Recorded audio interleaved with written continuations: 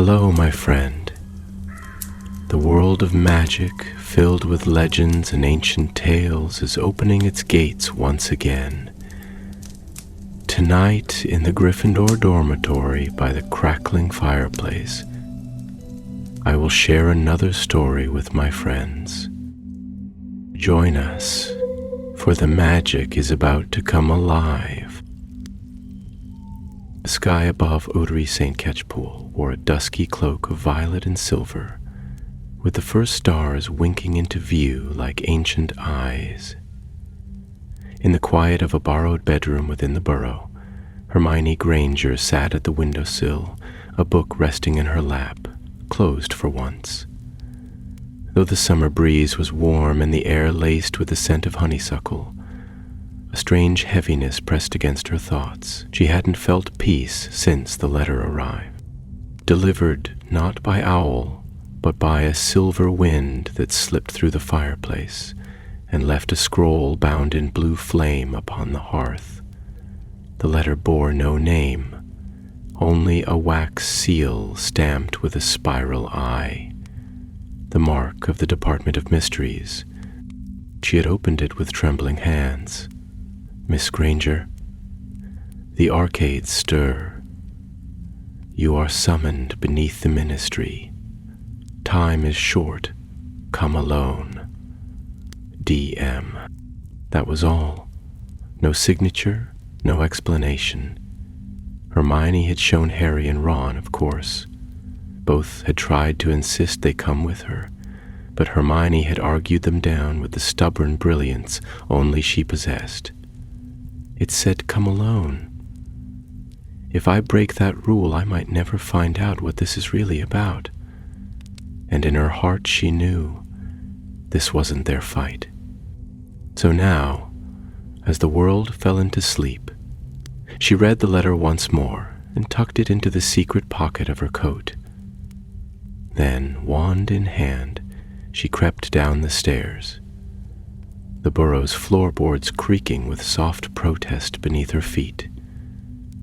The old clock in the living room showed every hand pointing to mortal peril, but Hermione only smiled faintly and whispered, "Just one more mystery." She stepped outside. The garden shimmered with fireflies and enchantments, and in the tall grass beyond the hedge she disapparated with a crack. She reappeared in the heart of London, just outside a phone box. An odd place to begin an odyssey, but fitting for the path that led beneath the Ministry of Magic. With a deep breath, she stepped into the booth, dialed the code, and whispered the password she hadn't used in nearly a year. Magical inquiry. With a whir and a jolt, the lift descended, carrying her down into the earth, past the memories of wars and trials, into the cold heart of wizarding government. But it did not stop at the usual atrium. Down she went, lower than she'd ever known the ministry to stretch, through darkness, through time. When at last the lift halted, the doors groaned open not to polished stone and candlelight, but to a corridor chiseled from ancient rock. The air was cool and dry, heavy with the scent of dust and secrets. Runes flickered faintly along the walls like slumbering eyes. She stepped out, and the lift vanished behind her. Before her stood a tall archway made of obsidian. Over its curve were words carved in old runes which shimmered briefly before translating themselves in her mind. Only the seeker may pass. Only the wise may return. Hermione shivered. She reached for her wand. "Lumaz," she whispered, and light bloomed at its tip. Beyond the archway was a tunnel veiled in mist. As she stepped through, the fog wrapped around her like gauze.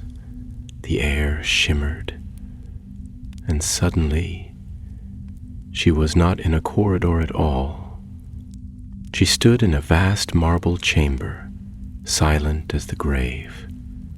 12 doors lined the walls, each one carved with different symbols.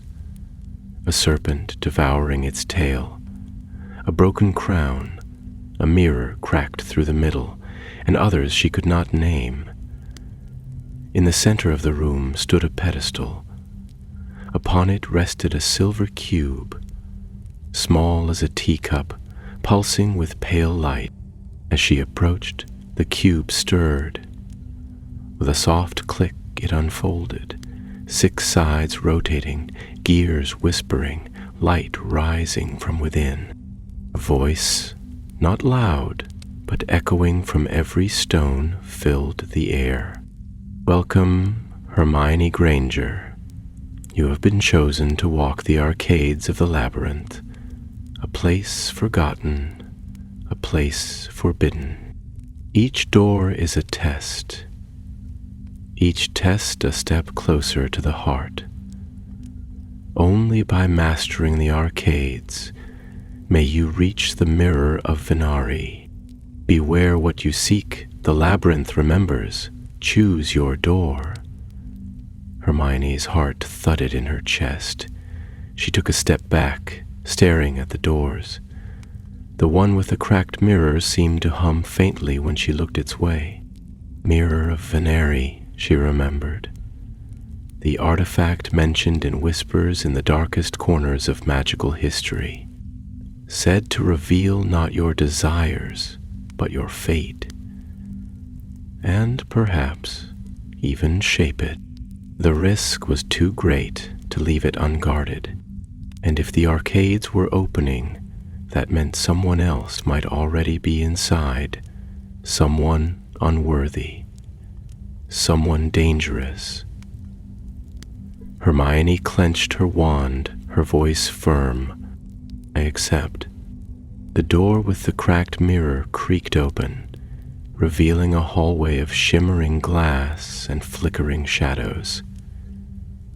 And so, she stepped forward into the first arcade, into the labyrinth, into the unknown.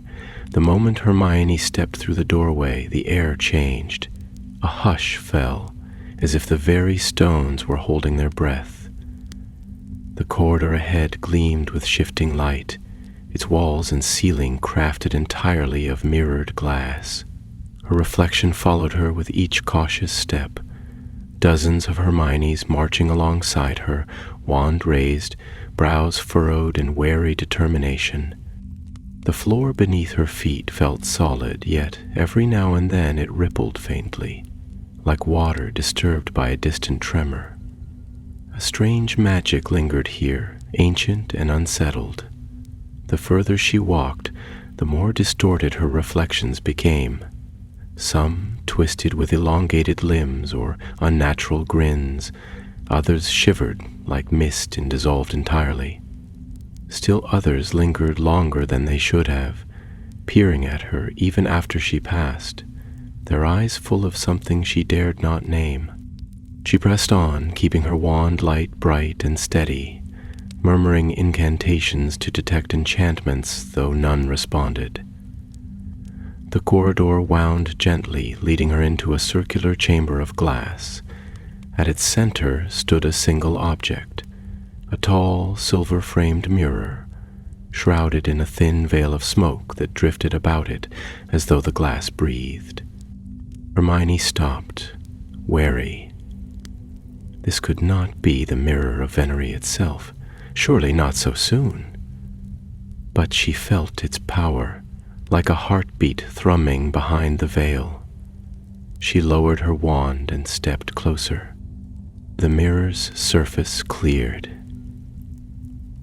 but it did not show her reflection. Instead, the image that bloomed across the glass was of the Department of Mysteries, whole, still, but not as she remembered it. There, in the shadows behind the veil, stood a figure, Dolores Umbridge. Hermione felt her breath catch. Umbridge's eyes glittered with a cruel joy as she lifted a familiar silver cube, identical to the one Hermione had seen unfold in the first chamber. As the vision deepened, Hermione saw Umbridge walking unchallenged through the arcades, door after door opening for her, spells collapsing before her touch. She was getting closer to the heart, closer to the mirror. Hermione blinked, and the image vanished. In its place stood a version of herself, not twisted nor monstrous, but older, hardened. In her eyes was something steely and cold, a gaze that held no room for doubt. This version held the mirror of Venari in her hands and was using it. Lives rearranged around her, decisions changed, futures rewritten like ink on parchment. All the while, the older Hermione remained silent, powerful, alone. A chill passed over her. A test, she realized. Not of spells or strength, but of will. This mirror was not meant to trap her in fear, but to tempt her with certainty, to show her what could be, and ask if she wanted it. Hermione turned away. "I make my own choices," she said aloud, and the mirror cracked silently from corner to corner. A soft sound, like breaking ice, echoed through the chamber. The veil of smoke thickened, then peeled back like a curtain. Behind the mirror, a new door revealed itself. This one carved of black stone, etched with the outline of a winding staircase. Hermione raised her wand once more and stepped through. The stairs twisted downward in a slow spiral, narrow and steep, until they opened into another chamber. This one was stark, made of pale stone and dimly lit by torches that sparked to life as she entered. At its center stood a plinth, and upon it a scroll tied with crimson thread. There were no mirrors here, no tricks of the eye, only the scroll. She approached and unfurled it. Second arcade, the labyrinth of lies. Speak only truth, trust only silence. The false will fall away. Even as she read the words, the walls shifted. A door appeared on either side of the chamber, both identical, each marked with the same sigil, a sun eclipsed by a serpent. Hermione turned slowly, wand raised, unsure which to choose. Then, without warning, both doors opened at once. Two figures stepped through. Both Harry Potter. They were identical. From the scar to the untidy hair, from the green eyes to the worried expression on their faces. Both rushed toward her. "Hermione, thank Merlin you're all right," said one. "We've been looking for you," said the other. Hermione narrowed her eyes. Her wand did not lower. "How did you get here?" she asked sharply. One Harry faltered. The other spoke quickly. "Through the lift, same as you. We followed just in case. You know, Ron wouldn't sit still once he saw that letter." "And who was guarding the door to the department?" she asked. The second Harry smiled, but didn't answer. The first blinked, confused. Nobody. It was late." The Watch Witch must have been asleep again. Hermione's grip tightened. Only one of them had answered. As Harry truly would, he turned, raising her wand to the second Harry. "Veritas." A shimmer passed over him like heat on glass, and his features melted away, revealing not a man but a faceless shape, all smoke and illusion. It hissed as it dissolved, vanishing into the floor like water down a drain. The real door appeared at the far end of the room, unlocked now. The true Harry, if it even was him, had also vanished, his purpose in the trial served. Hermione walked toward the exit without hesitation. The labyrinth was not only a prison, It was a forge. She passed through the door into another corridor, her heart steady despite the thorns it had already faced. The arcades had only begun to test her, but Hermione Granger had always been a seeker of truth, and she had no intention of turning back. The third arcade bore no door at all. As Hermione stepped through the arch of cold stone, the passage behind her sealed with a sound like shifting tombstones, and the wall ahead dissolved into mist. She advanced cautiously, wand alight, and at first saw nothing but darkness, and then quite suddenly the world opened before her. She stood at the edge of a wide frozen lake beneath an impossible sky. Stars wheeled above in violet swirls, slow and majestic, as though time here flowed at a different pace. The lake surface shimmered with a pale light, and though no snow fell, frost laced the air and bit at her cheeks. Across the lake on the farthest shore glimmered a domed structure made of silver and glass, half swallowed by drifting fog. That, she knew at once, was where she must go. A long, narrow bridge stretched over the ice, slender and cracked in places. Hermione stepped upon it and felt the magic shudder beneath her feet. Every few paces the air around her shimmered and voices began to echo, whispers rising from the ice below. "Are you here, Hermione Granger?" She froze, her breath hanging before her. The voice was not her own, nor any she recognized, but it echoed with an eerie familiarity, like something remembered from a dream. "You seek to stop what is already written. The mirror of Venari knows you. It showed you what you will become." Hermione gritted her teeth and stepped forward, the bridge groaning beneath her weight. The whispers did not stop. You could have changed everything. Saved lives, righted mistakes. Why choose ignorance over certainty? Each word struck like a stone thrown into still water, sending ripples through her thoughts. Doubts, long buried, clawed at the edges of her mind. What if she was wrong to come alone? What if Umbridge reached the mirror first? What if she herself failed and all this was for nothing? She shook her head fiercely and walked faster, gripping her wand tight. "I trust the choices I make," she said aloud, though her voice seemed to vanish into the cold. "I trust that people can choose rightly without being forced." The mist thickened as she reached the midpoint of the bridge. Suddenly, a figure stood ahead, blocking the path. It was herself again, but younger. No older than 13, still with bushy hair and uncertain eyes. The younger Hermione looked up at her with a mixture of fear and awe. "You used to believe in rules," the figure said softly, "in right and wrong, that truth always wins. You've broken rules now. You lie, you fight, you choose what truths people deserve to hear." "I grew up," the real Hermione replied, her voice steady.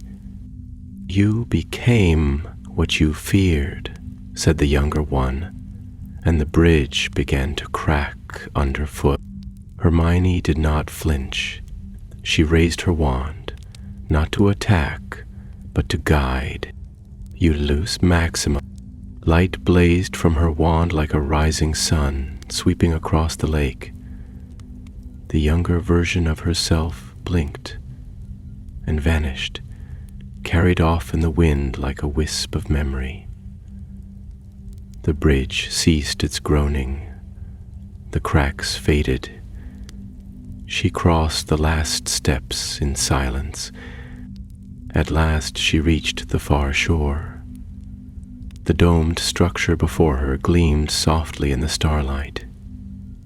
It was not a building in the ordinary sense, but a vast greenhouse, filled with strange glowing flora that pulsed gently behind the glass like underwater creatures. Its doors parted at her touch, and she stepped inside, the warmth striking her like a summer breeze. Inside, the arcade revealed its true nature. Every plant in the greenhouse whispered. Leaves rustled with words, vines twisted into sentences, flowers bloomed with breath. Some spoke in questions, others in truths. One thorned rose hissed her name, another called out warnings. Hermione realized with growing awe and dread that every plant here had once grown from a thought, a truth confessed, a secret too heavy to bear. And then she saw it. In the center of the chamber stood a great tree of silver bark and crystal leaves. At its roots was a pool, clear and dark. Within it, reflections swirled, not of the room above, but of memories. Hermione approached, drawn by instinct. As she gazed into the pool, she saw scenes from her life, shadows of the past. She saw herself in the Hogwarts library, poring over spell books alone by candlelight. She saw herself dueling in the Department of Mysteries, wand flashing, breath ragged. She saw the Battle of Hogwarts, saw Ron weeping beside Fred's still form, saw Harry facing death in the forest, but she also saw things she did not remember. She saw herself leaving the ministry, a cube like the one she had found clutched tightly in her hand. She saw Umbridge watching from the shadows, smiling as Hermione vanished down a spiral staircase. She saw the arcades, not as ruins, but as they once were, full of unspeakables in deep blue robes, whispering as they guided their chosen seekers through the trials. She saw the mirror of Venari, tall and silent in a chamber of stars, and at its base the inscription, half obscured by dust. That which is faded is not fixed. That which is seen can yet be changed. Hermione drew back, heart pounding. The truth was more complex than she had thought.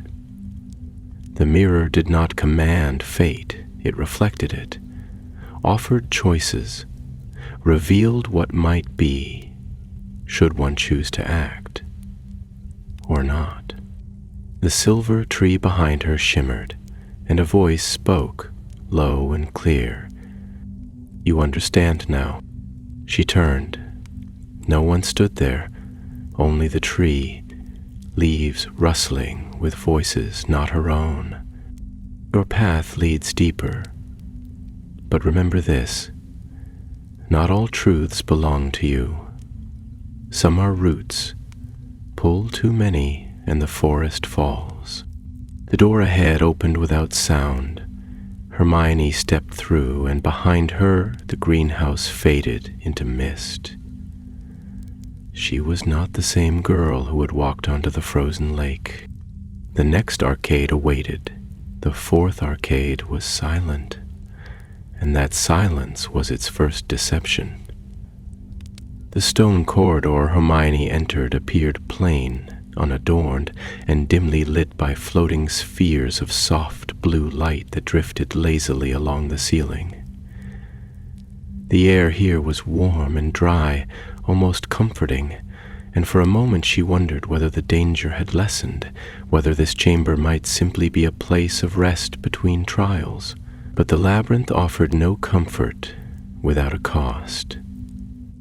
As she moved forward, the corridor narrowed and bent sharply to the right.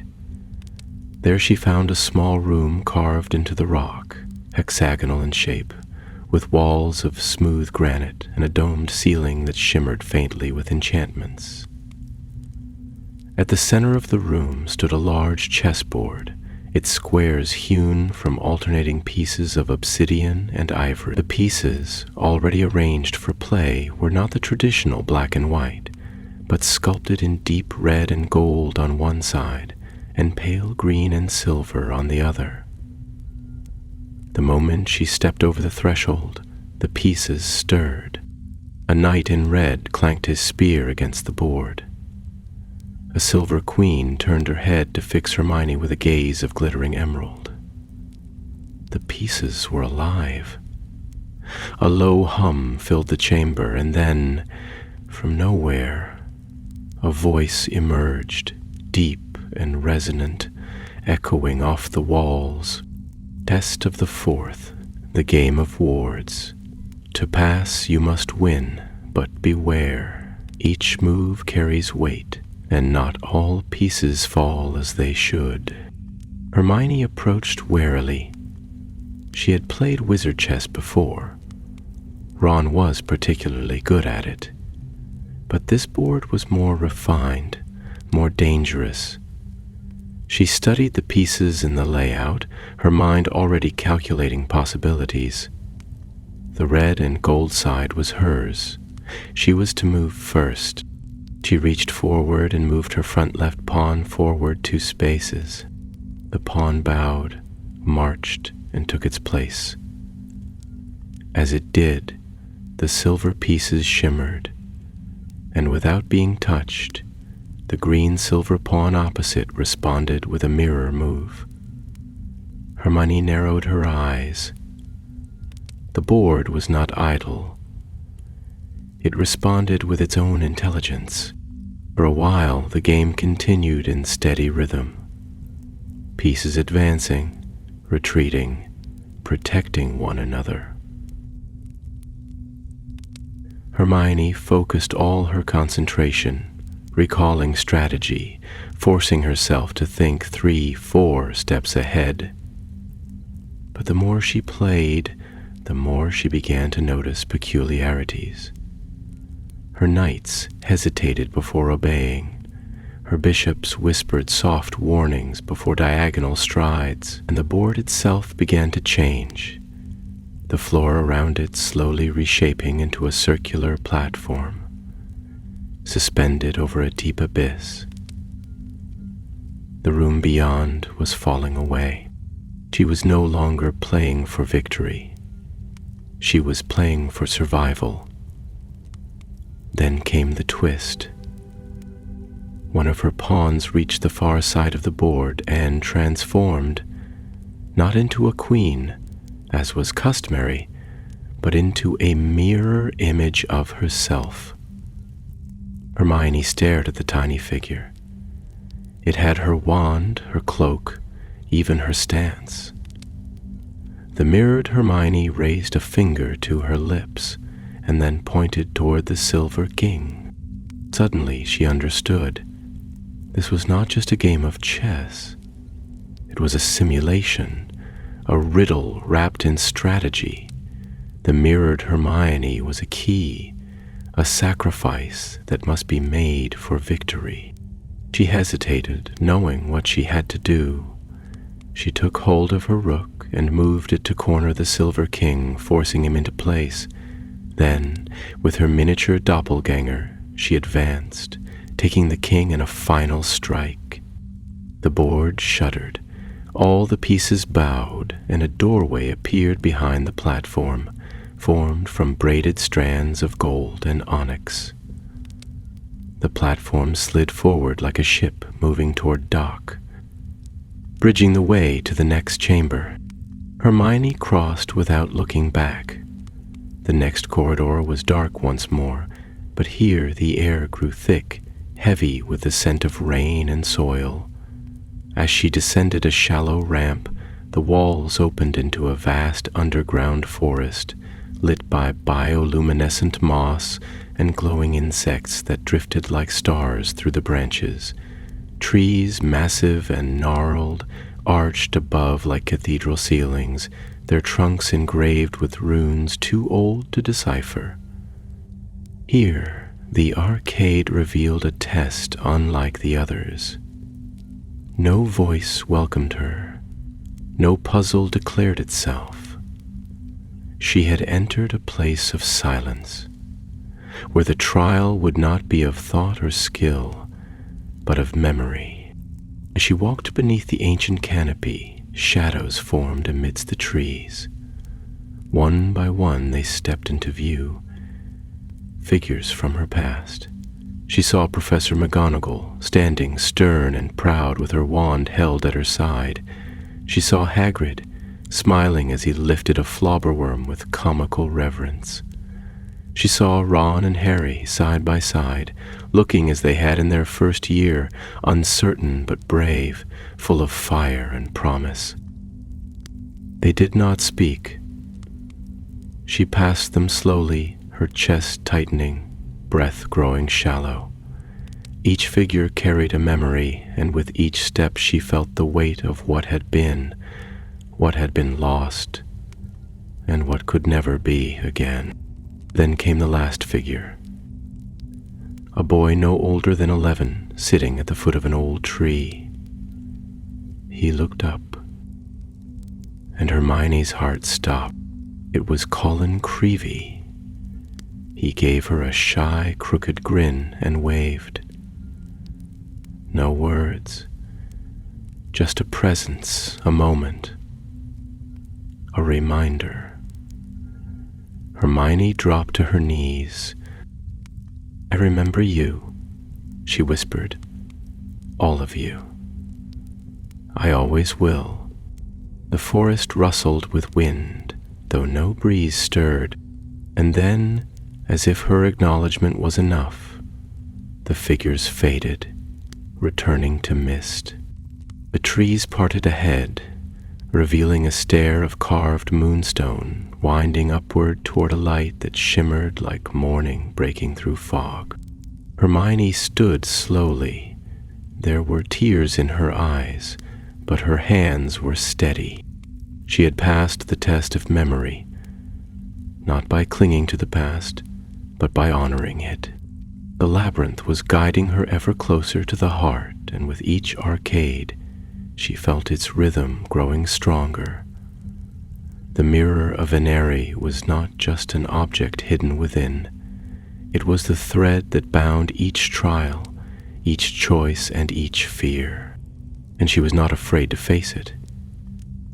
At the top of the moonstone staircase, Hermione emerged into a long gallery lined with tall windows that revealed nothing beyond but a swirl of ever-changing color, as if the world outside were caught between dawn and dusk. The walls were hung with faded portraits, wizards and witches long forgotten, their frames dulled with dust, yet their eyes bright with awareness. As she passed, some inclined their heads respectfully while others narrowed their gazes in appraisal, as if measuring her worth in silence. The corridor curved gently to the left, and as it did, the magical light that had followed her through the arcades began to dim. A low thrumming filled the air, not unlike the pulse of an enchanted barrier or the humming of a pensieve before it revealed its secrets.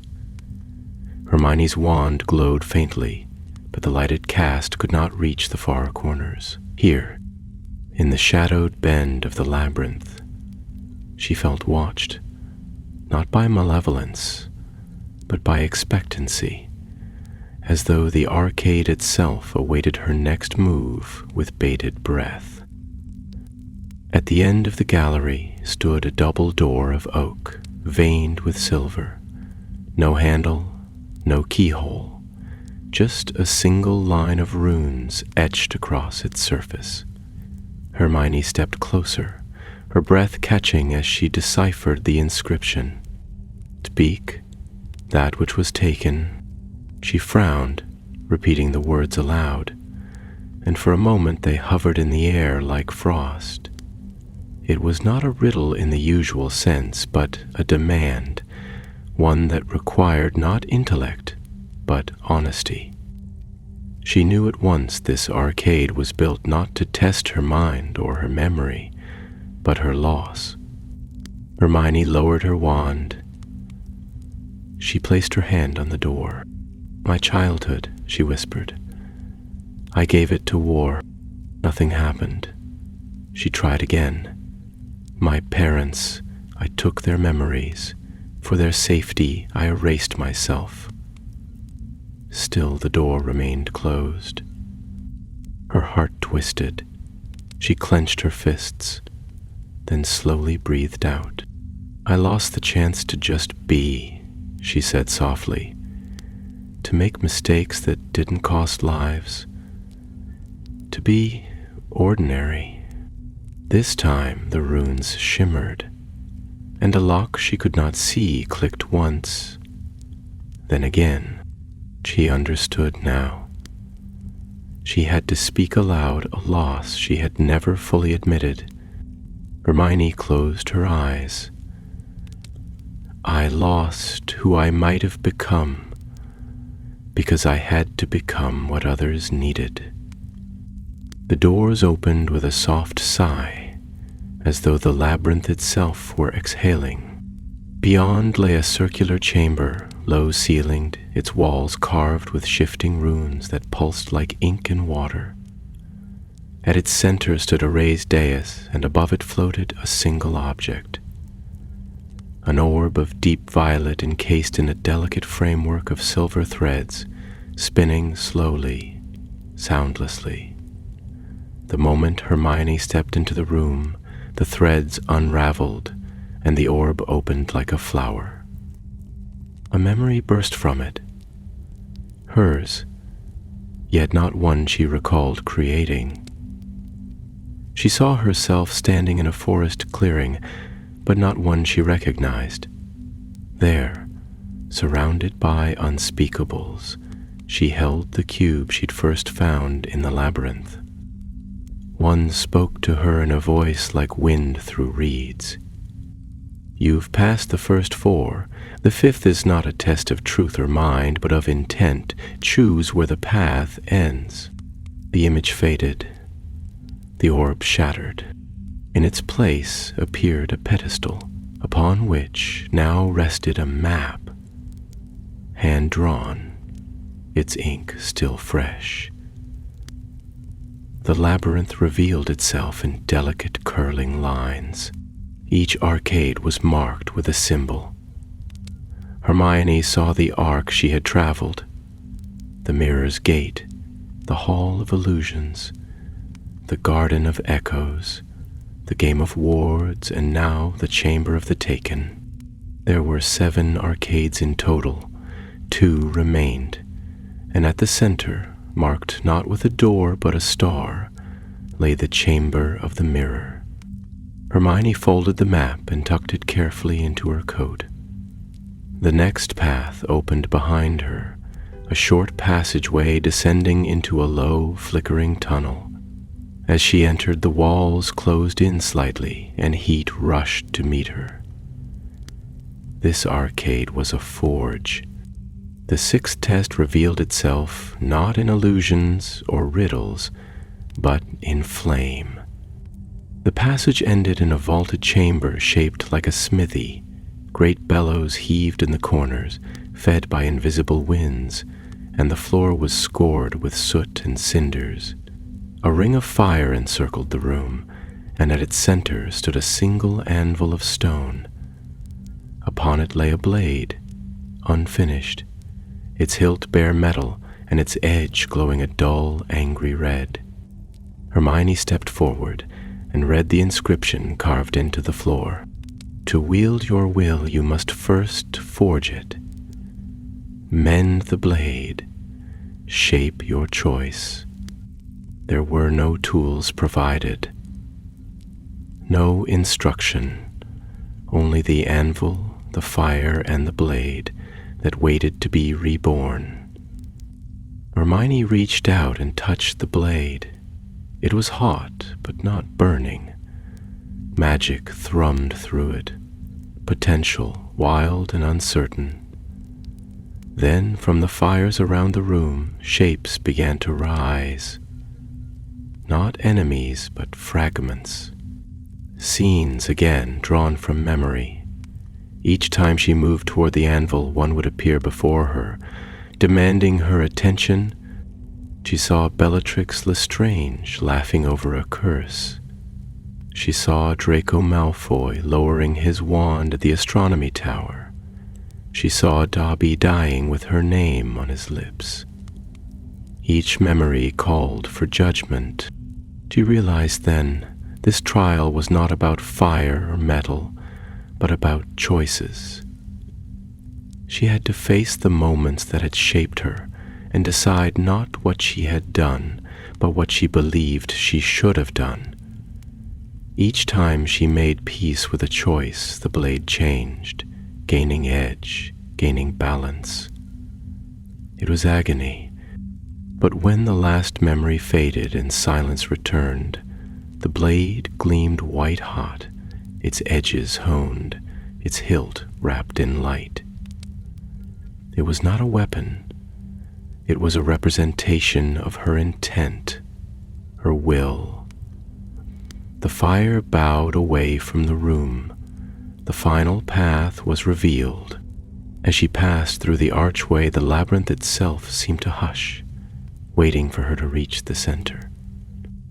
Only one arcade remained, and then the mirror, the seventh arcade, was unlike the others in every way, for it offered no illusions, no whispered riddles, no shadowed trials drawn from memory.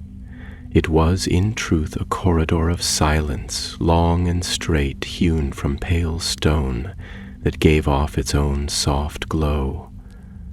The walls bore no runes, the air held no scent, and not a single torch burned along the way. There was only light without source, and the sound of Hermione's own breath as she walked, each footfall echoing back to her in a muted rhythm that felt almost like a heartbeat.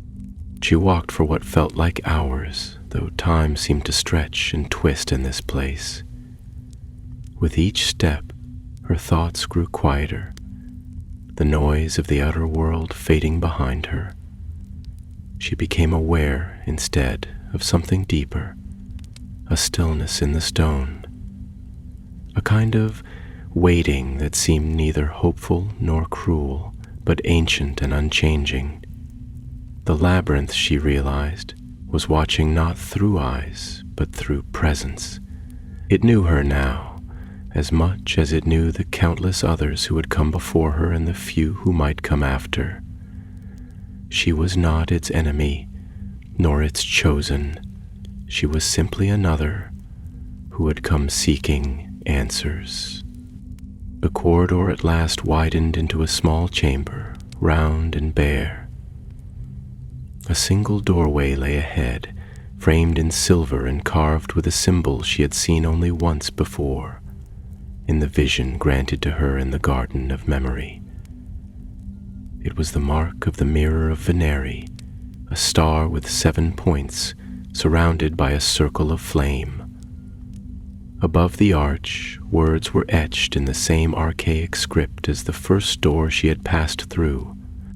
Here ends the path of trial. Here begins the path of reflection. Hermione stepped forward, and the final door opened. What lay beyond was not a hall of grandeur or a chamber of gold, but a vast cavern of quiet majesty. The ceiling rose high above, lost in shadow, while the walls curved outward like the shell of a great dome. The air shimmered faintly, charged with the power of ancient spells that pulsed in slow rhythms across the stone. In the center of the chamber stood the mirror. It was taller than she had imagined, nearly twice her height, and its frame was carved from a single piece of star metal, silver thack and veined with flickering strands of light. Symbols danced across it, not as engravings, but as living runes that flowed like water over the surface. The glass within was clear, almost painfully so, and it shimmered with a light that came from neither flame nor charm, but from something deeper. Hermione approached, the silence around her absolute. She could hear her own heartbeat now, and the whisper of her boots across the stone floor. She stood before the Mirror of Venere and gazed into it, prepared for what she might see. And there it was. Not a reflection, at least not in the ordinary sense, but a vision. In the mirror's surface, she saw herself standing on a hill, a storm brewing behind her. Around her stood countless others, students, aurors, unspeakables, even muggle-born witches she did not recognize, all looking to her for guidance. She held a wand in one hand and the cube in the other. The world was poised on the edge of change, and she stood at the very center. Then the image shifted. She saw herself older, quieter, seated behind a desk in the Department of Magical Law Enforcement. Her eyes were tired but kind, and behind her hung a tapestry bearing the crest of a new institution, one built not on tradition, but on justice. Her voice echoed faintly, speaking words of reform, of unity, of choices freely made. Again the image changed. Now she saw herself alone in a house filled with books, where the fire crackled and a cat slept on a worn armchair. She was smiling at something, a letter perhaps, and the air around her was peaceful, unburdened. In this life there was no fame, no war, only quiet and learning, and the kind of joy that grows from peace rather than victory. The mirror offered them all, paths not yet taken, lives not yet lived. She stepped back, heart pounding. This was its power. It did not bind fate. It revealed it. It showed what could be, not what must. But she saw, too, the danger, for every choice she saw came at the cost of another. And with a cube in hand, as the visions hinted, it might be possible to choose more than one, to shift the course of magic, of time, of history itself. The mirror shimmered again, and now she saw something else, something that chilled her blood. Dolores Umbridge.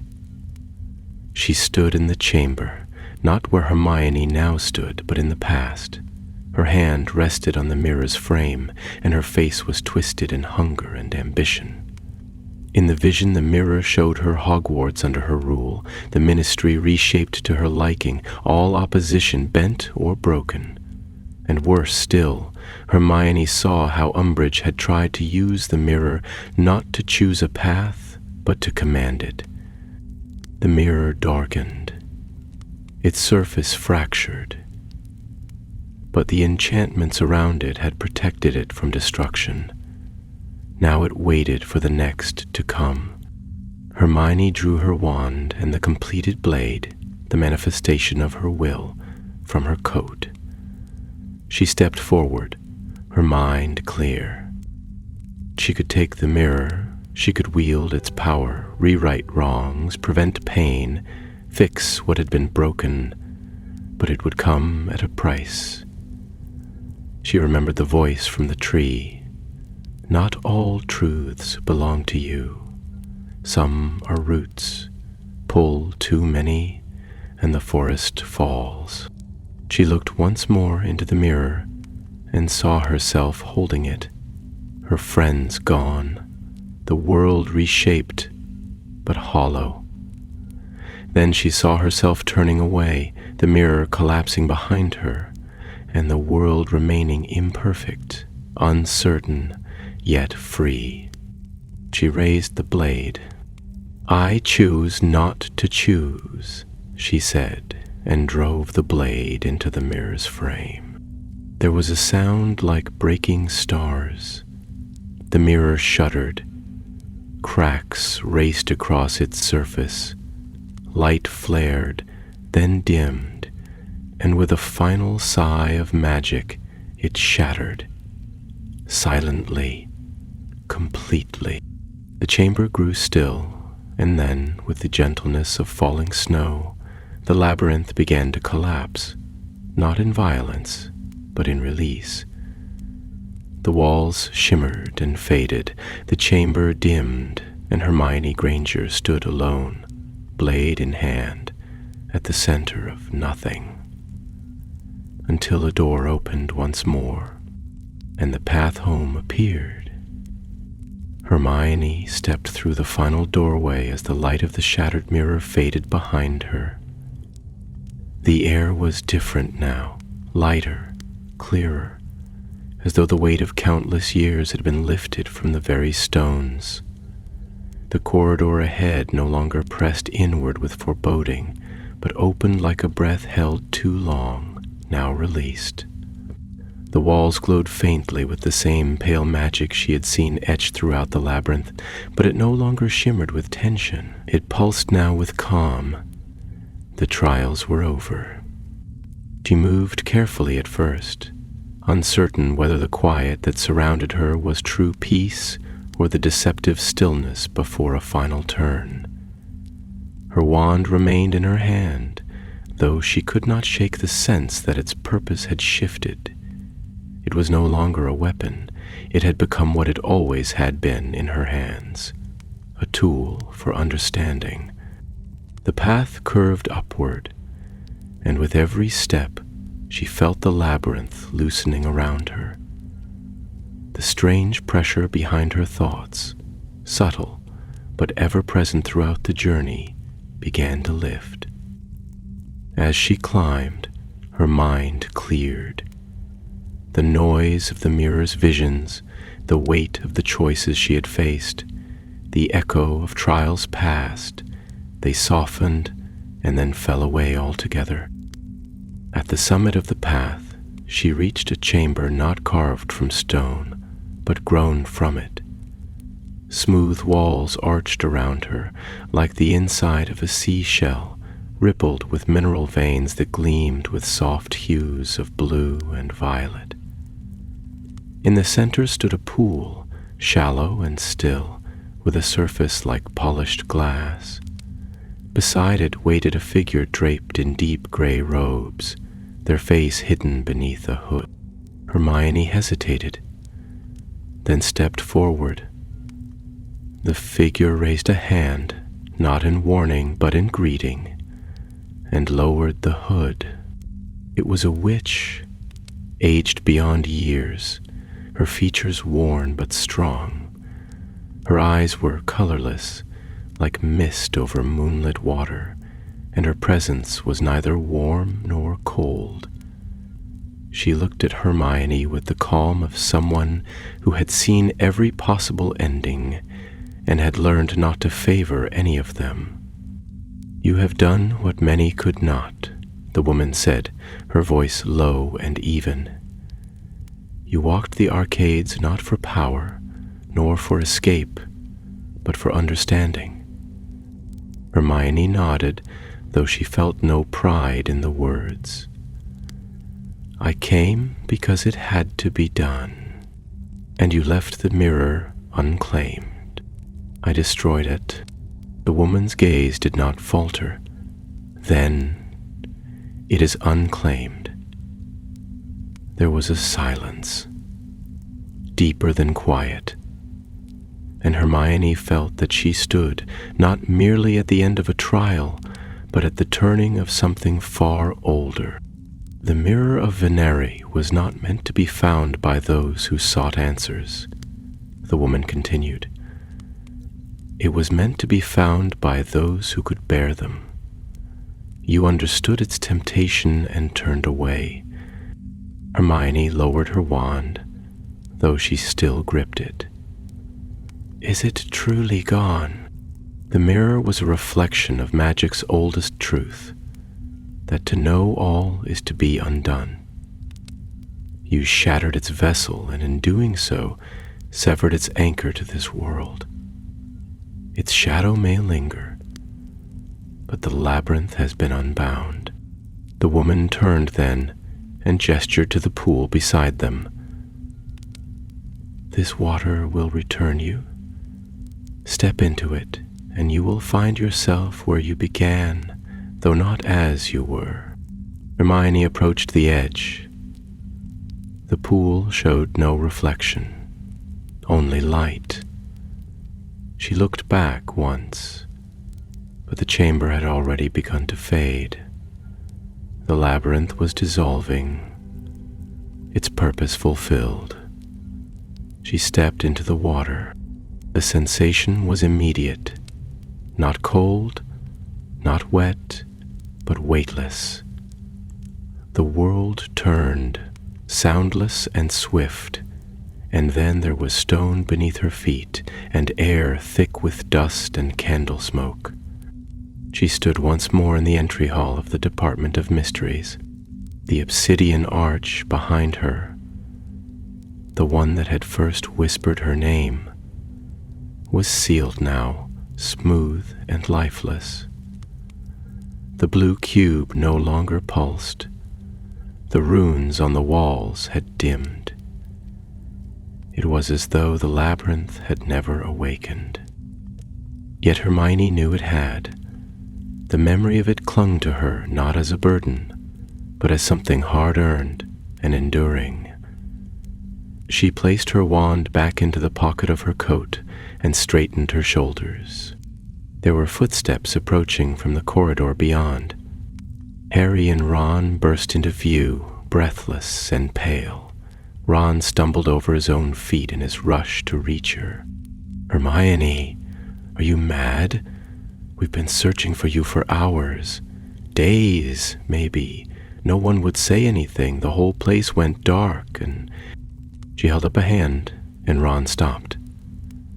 Harry's gaze was on her, sharp and searching. "It's over," Hermione said quietly. "The labyrinth won't open again." Neither boy spoke at first. Then Harry stepped forward. "What did you find in there?" Hermione looked at him, and though 1,000 answers stirred in her chest, only one would do. Enough. They did not press her. They knew better. The three of them turned together and began to walk. As they passed through the main atrium, the ministry's enchanted ceiling shifted to reveal dawn breaking over London. The world, unaware of the storm that might have been, carried on. And somewhere deep below, far beyond where any spell could reach, the arcades of the magical labyrinth lay silent, their secrets spent. But the memory remained, in a witch who had chosen the harder path. In Hermione Granger, though the sun had risen high over London, spilling soft golden light between the towers and across the glass-paneled roof of the ministry's upper floors, the world beyond the Department of Mysteries remained unchanged, as if unaware that something ancient had been unmade just beneath its feet. Hermione stood with Harry and Ron in the bright hall outside the lift, her cloak still heavy with the damp of the lower chambers, her boots leaving faint prints on the polished floor. Around them, witches and wizards passed by in hurried steps, glancing at scrolls or whispering into enchanted mirrors, oblivious to the thread of history that had just been severed. The trio moved in silence at first, a silence not awkward, but heavy with shared understanding.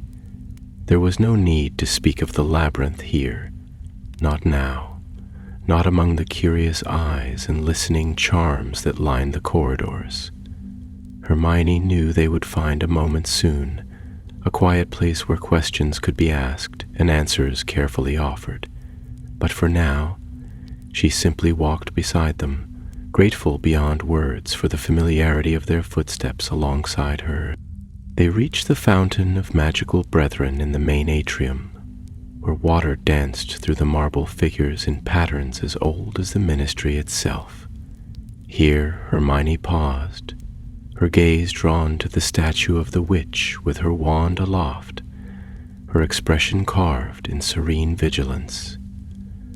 For the first time she noticed how weary the statue looked, how the smile was not one of joy, but of enduring hope.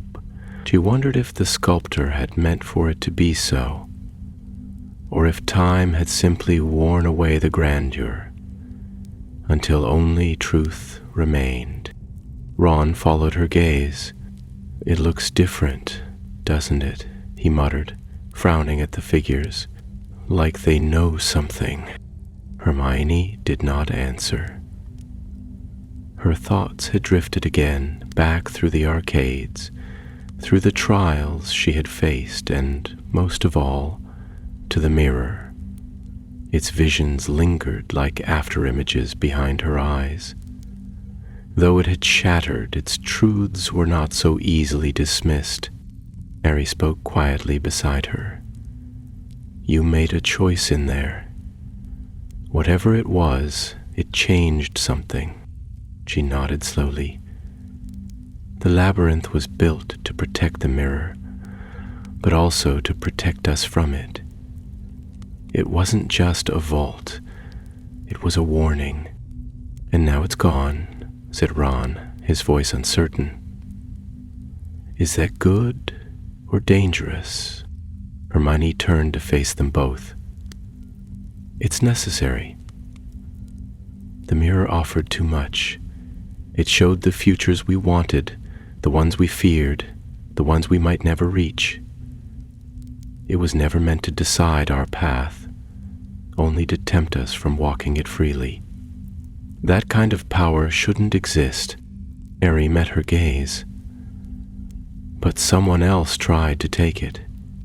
"Ambridge," Hermione said, her tone hardening. "I saw her in the mirror's memory. She tried to command it, to reshape everything, but she failed. Whatever she hoped to gain, the labyrinth rejected her, or perhaps it simply outlasted her." She paused. "I don't know if she's alive, but if she is, she won't find her way back in." They stood there a moment longer before Harry gave a short nod. "Let's go home." The day passed quietly after that. They left the ministry through the visitor's entrance rather than the Floo network, emerging into a bright alley near Charing Cross Road, where the Muggle world buzzed as usual. Buses groaned by, a dog barked from a nearby window, and the scent of fresh bread drifted from a bakery down the street. It all seemed impossibly ordinary, and yet Hermione found herself clinging to it, to the texture and color of everyday life that the labyrinth had tried to cast in shadow. Back at Grimmauld Place, the curtains were drawn and the fire crackled low. The portrait of Mrs. Black gave a single offended snore and turned away as they entered. Creature appeared with a mild grumble and brought tea without being asked. It was the kind of quiet evening that Hermione would have once found too uneventful, too tame. But now, it felt like safety. When at last the teapot had emptied and Ron had drifted asleep in his chair, Hermione sat with Harry in the glow of the firelight, her thoughts turning over like slow pages in an old book. "You said you destroyed it," Harry said at length, his voice soft but steady. "But I don't think you mean you only broke it." Hermione didn't look at him right away. Instead, she reached into her coat and drew forth the folded map the labyrinth had given her. She opened it on her lap. The ink had faded slightly, but the paths were still there, the arcades, the center, the mark of the mirror. "I ended the form it took," she said carefully. "But the magic that shaped it was older than the mirror itself. It can't be unmade so easily. What I did was choose not to let it control the shape of magic anymore. I severed it from those who would try to wield it." Harry watched her quietly. "So it's still out there. So, not as it was." She traced her finger along the map's lines. "Scattered, unrooted. The arcades are no longer a gate. They're memories now, reflections. And like any reflection, they'll only return if someone looks too hard for them." Harry nodded slowly. "Then we'd better make sure no one does." She folded the map again and tucked it away. For a long time, neither of them spoke. Outside, the wind rustled the trees. The city carried on. And deep beneath the earth, the ancient stones of the labyrinth rested at last, the arcades silent, their trials ended, not with thunder, but with choice.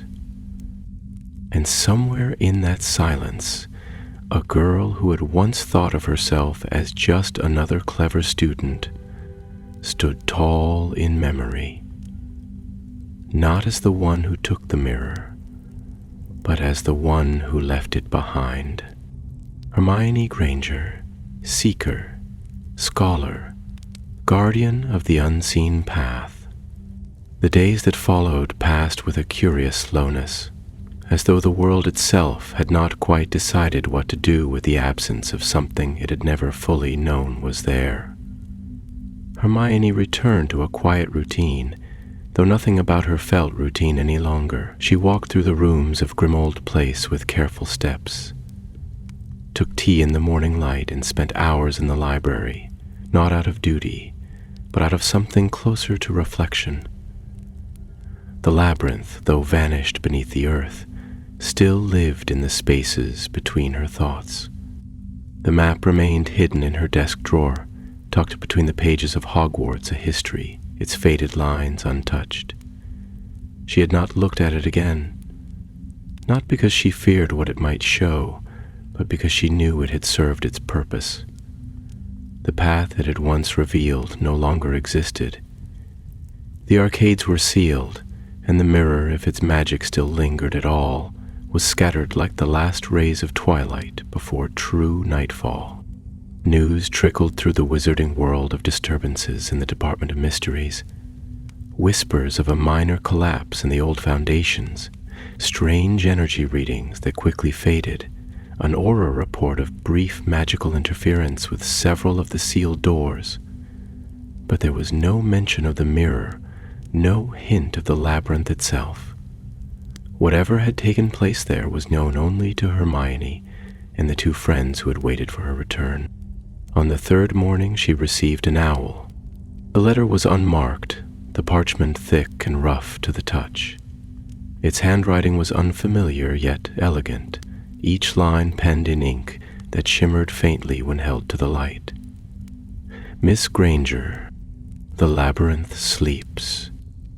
We felt its passing. The mirror's voice is stilled. You carry the mark of its end. There are few who know what you have done, fewer still who will understand it. But there are some who will try. Be ready. The choice was yours. The freedom is ours. There was no signature. She read it 3 times before folding it carefully and placing it with the map.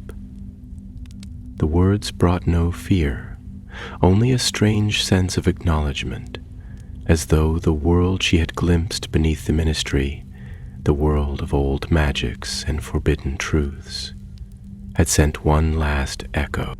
Later that evening, she joined Harry and Ron at the Burrow. Mrs. Weasley had insisted on a dinner to remind them all what normal looked like, and Hermione was not fool enough to decline. The table was crowded, the fire warm, and the scent of freshly baked bread and treacle tart filled the house with the kind of comfort no spell could conjure. Ginny asked her quietly as they set the plates whether she had truly gone alone. Hermione nodded. Was it awful? Ginny asked after a moment, her voice low. Hermione thought for a long time. It was necessary. Later, when the sun had slipped beyond the hills and the younger children had gone to bed, she stepped out into the garden with Ron and Harry beside her. The sky above was velvet dark and filled with stars, bright and distant. Fireflies flitted among the hedges. There was no sign of anything extraordinary in the world. And yet, Hermione knew. Something had changed. Ron picked up a pebble from the garden path and turned it over in his hand. "Do you think it'll stay gone?" he asked, not looking up. "Yes," Hermione said, not because she was certain, but because she had chosen to believe it. Harry tilted his head toward the stars. "There's always something else, isn't there? Another darkness, another secret." Hermione smiled faintly. "Yes, but we don't face them all at once, and we don't face them alone." They stood there in silence, three friends shaped by war and bound now by something deeper, a choice made in the quiet heart of the world, beneath stone and spell, far from the eyes of those who would record history. What had happened in the labyrinth would never make its way into books nor be taught in classrooms. But some magic was never meant to be remembered by the many. Some was meant only to be known by the few, who could carry it without letting it bend them. As the breeze stirred the tall grass at the garden's edge, and the moon rose over the tops of the trees, Hermione felt no burden, only a strange and steady peace. Whatever came next, she would be ready. For though the mirror had offered her many futures, she had chosen her own, and that was enough. The weeks turned gently into months, and though the seasons moved on with the quiet rhythm of ordinary time, a current of change flowed beneath the still surface of daily life. At Hogwarts, the autumn term resumed without disruption. The castle, standing proud and untroubled beneath skies, filled with the crisp scent of falling leaves. New students arrived, wide-eyed and eager, their voices filling the corridors with laughter and questions, none of which knew anything of the labyrinth, or the mirror, or the choice that had closed them away forever. Hermione returned not as a student, but as an advisor to the Department of Magical Education. Her time divided between assisting Professor McGonagall and preparing a new curriculum devoted to magical ethics and the study of ancient magical structures. The work was careful and quiet, and that suited her. She no longer needed recognition, nor did she seek it. The weight she had carried in the labyrinth had taught her the difference between knowing and possessing, between learning and claiming. The map of the arcades remained hidden in a locked drawer beneath her writing desk, wrapped in a silk cloth and enchanted with subtle concealments. She rarely looked at it, but she never forgot it was there.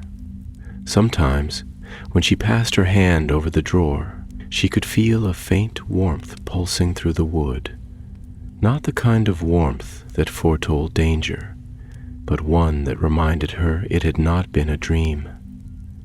It was late in October when she received the second letter. It had arrived not by owl, but by broom. A folded parchment caught in the bristles of the school's oldest caretaker broom, which swept the halls on its own every evening at dusk. Hermione found it stuck in the bristles near the library, glimmering faintly with a charm of concealment. She unfurled it slowly. The path is never sealed forever. Some doors wait, some walls remember. A shadow passed through the broken threshold. Not Umbridge. Another. One who followed after. We watch, but we do not interfere. That choice was yours, no name, no seal. She took the parchment and burned it in the fireplace that night, watching the flame consume it with a ribbon of green sparks that vanished before reaching the chimney. She told no one. Not yet. But she returned to her notes that evening, laying out everything she remembered of the arcades, the doors, the riddles, the changes in time and space, the images the mirror had shown her. She catalogued each trial not as myth or prophecy, but as the record of a living maze, one whose history stretched far beyond the Ministry's records. If someone had found a way in, then what she had ended might begin again in another form, but she would be ready. Harry and Ron visited her not long after. They arrived with little warning, apparating just outside the castle gates and striding up the long path in the dusk light, coats flapping in the wind. Hermione met them on the steps, and without a word, led them to the old astronomy tower, where the stars always seemed nearer and the wind clearer of the world's noise. Harry leaned against the stone wall, arms folded, watching the horizon where the forbidden forest met the sky. "Something's wrong," he said simply. Ron nodded. "We felt it too. The last few nights it's like the air's thicker. Like a storm's waiting for permission." Hermione did not ask how they knew. She had come to trust the instincts that war and magic had carved into all of them. She told them what the letter had said, leaving nothing out. When she finished, Harry's brow was furrowed. "It's not over. We thought the labyrinth ended because we broke its core. But maybe it only changed. Maybe it shifted." Ron ran a hand through his hair. "You think it's still growing? That it can move?" "I don't know," Hermione admitted. "But I think we were wrong about something. We believed the mirror was the heart of the labyrinth. But what if it was only the eye? What if the real heart is older, deep?" Harry pushed off from the wall. "Then we'll find it." Hermione looked at them both, at their familiar faces lined by years and shadowed by wisdom they had never asked for.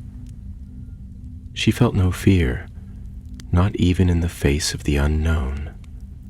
Only readiness. "We'll go together this time," she said. Ron grinned. "Good. I was tired of sitting out the clever bits." As they made their way down from the tower, the moon cast long shadows across the lawn. And somewhere far beyond the walls of Hogwarts, far beyond even the borders of known magic, something stirred. The arcades had fallen, yes. The mirror had shattered. But magic did not end when doors were closed.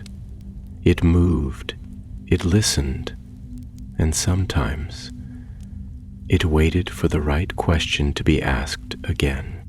Hermione knew now that the labyrinth had not been a place. It had been a reflection of something far older. The desire to understand everything and the cost that came with it. The next time the door opened, it might not be underground. It might not be bound in stone. But wherever it was, whenever it appeared, they would be ready. Winter crept into the Scottish Highlands with its usual quiet majesty, and Hogwarts, nestled within its familiar folds of frost and fog, carried on as it always had. The lake froze along its shallow edges, owls delivered letters swaddled in warming charms, and the great hall gleamed with enchanted icicles that shimmered above floating candles. Yet even beneath the layers of ordinary enchantment and holiday cheer, Hermione felt the shift in the air, a faint pressure, like a ward flexing against a touch that should not be there. The signs were subtle. A locked storeroom in the lower dungeons was found open one morning, its contents rearranged though nothing taken. The castle's portraits whispered of footsteps where none should tread, and more than one student reported strange dreams filled with mirrored halls and echoing voices. McGonagall remained calm, but Hermione noticed the older witch had begun wearing her wand tucked visibly through her sleeve again, as she had done in the darker days after the war. Hermione redoubled her efforts in the library. She sought texts not on the arcades themselves, Those remained classified, and even the ministry's records yielded only fragments. But on ancient magical constructs, on sentient enchantments and magical architecture that could adapt, move, grow. She read of the Hall of Whispers beneath Alexandria, the spiral of 10,000 eyes lost in the Siberian wastes, the vault of the unspoken that had once stirred beneath the ruins of Carthage. Each account differed, yet carried a thread of resemblance, a magic older than names, that did not merely conceal power, but tested those who sought it.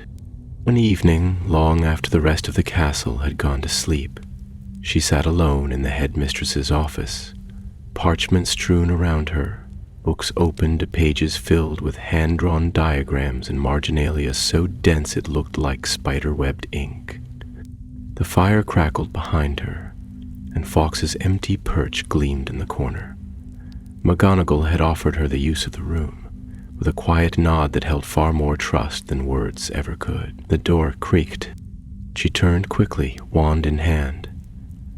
But it was Harry, cloaked in his Auror's robes, his boots dusted with frost. Behind him, Ron followed, his face unusually serious. "We found something," Harry said. Hermione rose at once. Not far, the Forest of Dean. Harry set a weathered notebook on the desk. Old Hunter's Lodge. Collapsed decades ago, but this... He opened the notebook to a page filled with recent sketches. Was found beneath it. Same sigils you saw in the Labyrinth. Same materials. A fragment of something that moved, then disappeared. Ron added, "The Aurors found signs of a magical breach. Not just apparition or a portkey. Something larger. Like a pocket reality opened and closed. Whoever or whatever went through left no trace. Except this." He held out a single object. A shard of silver. Dracic metal veined with strands of flickering white light. Hermione took it gently, her breath catching. It was part of the mirror's frame. Not identical. Similar. Older, maybe. Or perhaps part of another like it. "We don't think it's over," Harry said. "We think the mirror was one of many. Or that the labyrinth was only one gate of several. The enchantments in this piece, they pulse, Hermione, as though they're still listening." Hermione stared at the shard, the firelight dancing across its surface. It hummed faintly in her hand, not with menace, but with attention. The memory of the final chamber came back to her. Not the shattering of the mirror, but what came after. The way the magic had not fought back, the way it had yielded. What if the labyrinth wasn't just protecting the mirror, she said slowly. What if it was the mirror, part of it, a reflection of something older, scattered across places, lost to time? Ron rubbed the back of his neck. "Then we've got more work ahead of us than we thought." Hermione nodded, and less time to prepare for it. They did not speak again for a long moment. Outside, snow had begun to fall, blanketing the towers and courtyards in white. The wind howled once through the chimneys, low and distant, like a voice trying to reach across great distances. Hermione returned the shard to its case, sealed it with 3 protective charms, and tucked it inside her bag. Then she gathered her notes, packed her quill, and closed the last of the books. When she looked up, her eyes met Harry's. "You will need help," she said. He nodded. "And trust. And no illusions," she added. "No more trials in secret. We'll face this one with our eyes open." They left the office together, moving through the quiet corridors of Hogwarts beneath banners that still bore the crests of houses whose founders had once shaped the magical world with spells carved into stone and wisdom forged through hardship.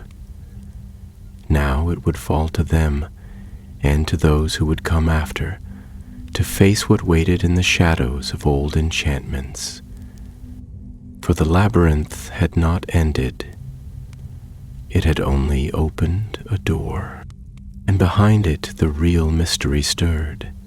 The days that followed were marked by a quiet urgency, a rhythm beneath the surface of daily life that beat like a second heart.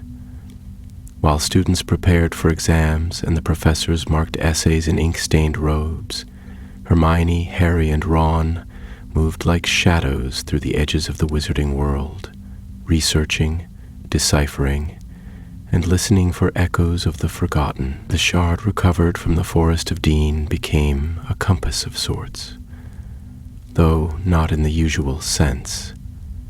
It did not point north, nor did it respond to spells of detection or direction, but when held, it resonated, pulsing in subtle harmony with nearby traces of the same ancient magic, as if longing for reunion with something lost. They followed its whisper first to a burned-out manor in Brittany, once the home of a minor noble house known for their work in magical architecture. There, beneath collapsed stone and roots as thick as dragon bones, they found a circular chamber carved into the earth, its floor etched with sigils that matched those of the arcades.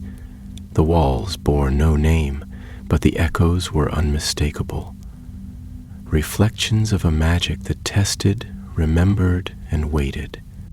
A month later, they uncovered another fragment buried beneath the ruins of a forgotten stronghold in the Carpathian Mountains, where even the ghosts feared to linger. The shard was buried in ice, but it hummed when brought near the first, and the two together revealed something neither of them had done alone, a constellation sketched in runes that glowed with faint blue light. 7 points. Always. Hermione kept her notes in a sealed book warded by spell and blood. Only Harry and Ron could open it. The pages were filled with diagrams, theories, and the growing certainty that they were tracing not the remnants of a single mirror, but the scattered bones of a greater whole, a network of sentient artifacts spread across time and continents, designed not to guide or to rule, but to test, to select. By midwinter, their path had led them to a small island hidden in the North Sea, cloaked by a veil of magical fog so dense that it could not be pierced by owl or spell. The locals spoke of strange lights on the waves, of ships vanishing, and of a great stone eye beneath the sea that watched the shore without ever blinking. They arrived at twilight, wrapped in thick traveling cloaks and armed with wands drawn. The beach was cold and strewn with dark stones that glittered with frost. The sea lapped softly against the shore, but there was no wind, only the silence of a place untouched by time. The shard in Hermione's satchel glowed. They followed its pulse inland, through twisted woods, where the trees leaned as though listening, until they reached a rise crowned by a single arch of stone, its sides engraved in the same ever-shifting runes that had marked the entrance to the arcades. Beneath the arch, set into the earth, lay a stone slab veined with silver. At its center was a shallow basin, empty and dark, yet rimmed with symbols that danced when touched. "It's not a door," Hermione said after a long moment. "It's a lens." Harry frowned. "A lens for what?" "For looking deeper," she murmured. "Or perhaps for remembering what the world has forgotten." They placed the shards, now 3, in the basin. The runes flared to life, bright as fire. A sound rose from the stone, low and resonant, like the breathing of something immense and ancient. The basin filled, not with water, but with light. And in that light, they saw towers rising in a city that no longer existed, their windows gleaming with stars. They saw witches and wizards crafting mirrors that did not reflect the present, but the countless futures branching out from every thought. They saw labyrinths not underground, but in forests, in mountains, in the folds of mist between waking and dream. They saw trials, not of punishment, but of permission. Tests laid down by those who had feared what might come if magic ever outpaced the wisdom to wield it. And they saw something else, a door, sealed not by spell or stone, but by silence. It opened. The vision ended. They stood in the fading light, the basin now dark once more, the shards dim. The archway behind them pulsed faintly, as though it too had awakened. Hermione looked at Harry, then at Ron. "There's another labyrinth," she said. Harry nodded, already knowing. "And it's waiting for us," Ron added, his voice quiet but steady. Hermione placed the shards back in her bag, her hands sure. They had not closed a book in the Department of Mysteries. They had opened a prologue. The arcades of the magical labyrinth had not been a story of endings, but of beginnings, of questions too old for one generation to answer, and of a magic so vast it could only be faced one trial at a time. They turned together, leaving the arch behind, their boots whispering through the frost-covered grass. In the distance, the sea sang softly, and the stars watched in silence. And so they walked on, not because they sought glory or power or even understanding, but because they knew that some magic, once stirred, must be followed to its end, and some doors, once opened, will never close again.